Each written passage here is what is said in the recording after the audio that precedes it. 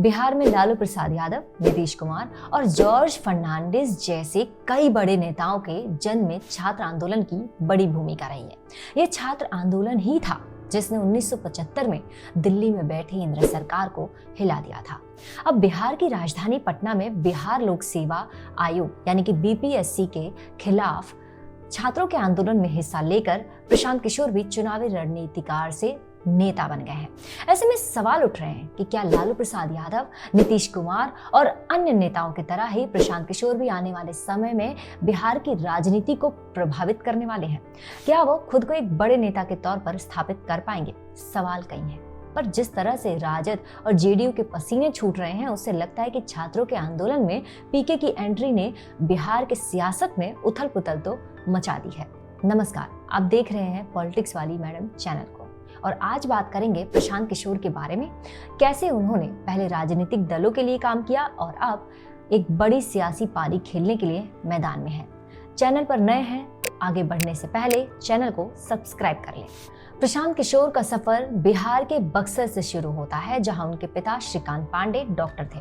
उन्होंने शुरुआती शिक्षा बक्सर से की, फिर इंजीनियरिंग की पढ़ाई के लिए वो हैदराबाद चले गए। इसके बाद हेल्थ एक्सपर्ट के रूप में 8 साल संयुक्त राष्ट्र संघ में नौकरी की।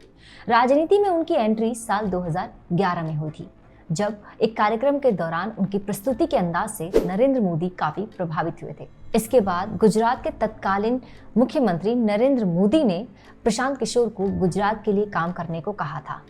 प्रशांत किशोर ने अपनी नौकरी छोड़कर गुजरात सरकार और नरेंद्र मोदी के लिए ब्रांड मैनेजर के तौर पर काम करना शुरू कर दिया। इसके बाद पीके आगे बढ़ते गए और फिर उन्होंने पीछे मुड़कर नहीं देखा। साल 2013 में पीके ने इंडियन पॉलिटिकल एक्शन कमेटी यानी कि आईपैक नाम के एक संगठन को बनाया, जो राजनीतिक दलों को ब्रांडिंग और चुनाव अभियान के लिए काम करने में आगे रहा। इसके तहत उन्होंने कई पार्टियों के लिए काम किया। 2012 के गुजरात विधानसभा चुनाव हो या साल 2014 लोकसभा चुनाव में एनडीए की जीत में उनकी भूमिका काफी अहम साबित हुई थी। ये पीके ही थे जिन्होंने 2014 में राजनीतिक पार्टियों के प्रचार के माध्यम से बड़ा बदलाव किया था, जिसमें 3D रैली, सोशल मीडिया पर प्रचार, मंथन, चाय पर चर्चा जैसे काम शामिल थे। हालांकि 2014 के लोकसभा चुनाव के बाद व्यक्तिगत मतभेदों के कारण उन्होंने भाजपा से दूरी बना ली। इसके बाद उन्होंने साल 2015 में प्रशांत किशोर ने बिहार के विधानसभा चुनाव के दौरान राजद और जेडीयू के लिए काम करना शुरू कर दिया। उन्होंने महागठबंधन के प्रचार अभियान की कमान संभाली और चुनाव में महागठबंधन को जीत मिली। नीतीश कुमार फिर से सीएम बने। इस जीत के लिए प्रशांत किशोर ने भी खूब वाहवाही बटोरी थी। इसके बाद पीके और नीतीश कुमार की दोस्ती इतनी बढ़ गई कि नीतीश ने पीके को जनता दल यूनाइटेड का राष्ट्रीय महासचिव तक बना दिया था। हालांकि नीतीश के साथ भी पीके की ज्यादा बन नहीं पाई और वो जल्द ही जेडीयू से अलग हो गए। उन्होंने पंजाब में कैप्टन अमरिंदर सिंह, पश्चिम बंगाल में ममता बनर्जी, दिल्ली में आम आदमी पार्टी और आंध्र प्रदेश में जगनमोहन रेड्डी के लिए भी काम किया है। हालांकि पीके को सभी विपक्षी दलों से कई चुनौतियों का और आलोचनाओं का सामना भी करना पड़ा है। प्रशांत किशोर को कोई बीजेपी की बी टीम तो कोई वोट कटवा पार्टी का नेता भी कहता है। तेजस्वी यादव तो उनको नेता मानने से ही इनकार करते हैं।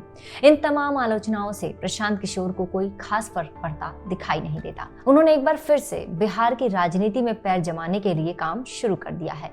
जेडीयू से अलग होने के बाद एक बार फिर से बिहार की राजनीति में वो पैर जमाने की कोशिश करते हुए दिखाई दे रहे हैं। प्रशांत किशोर 2 अक्टूबर 2022 से जन स्वराज अभियान के तहत पूरे बिहार की पदयात्रा पर रहे।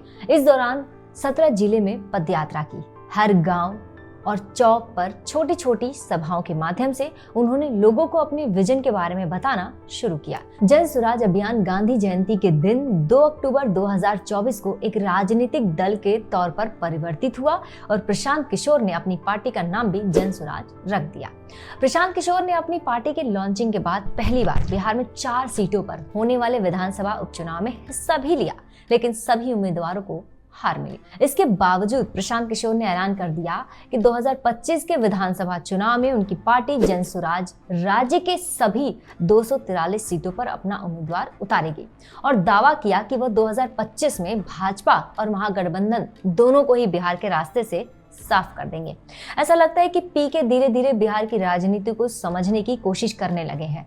तभी तो अचानक बीपीएससी के खिलाफ छात्र आंदोलन में वो कूद भी पड़े, आमरण अनशन पर बैठ गए। धरना स्थान पर नहीं बैठना, गांधी मूर्ति के सामने बैठने का निर्णय करना उनके राजनीतिक कदम को ही तो उजागर कर रहा है और ये जनता से जुड़ने के लिए जरूरत भी है। एक तरह से कहें तो बीपीएससी एक ऐसा टूल उनके हाथ में लगा है जिसके तहत पीके ने अपनी राजनीति का दूसरा अध्याय शुरू कर दिया है। खैर, राजनीति में क्या हो कौन समझ पाया है।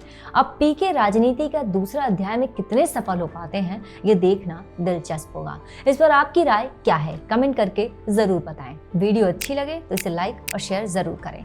जय हिंद।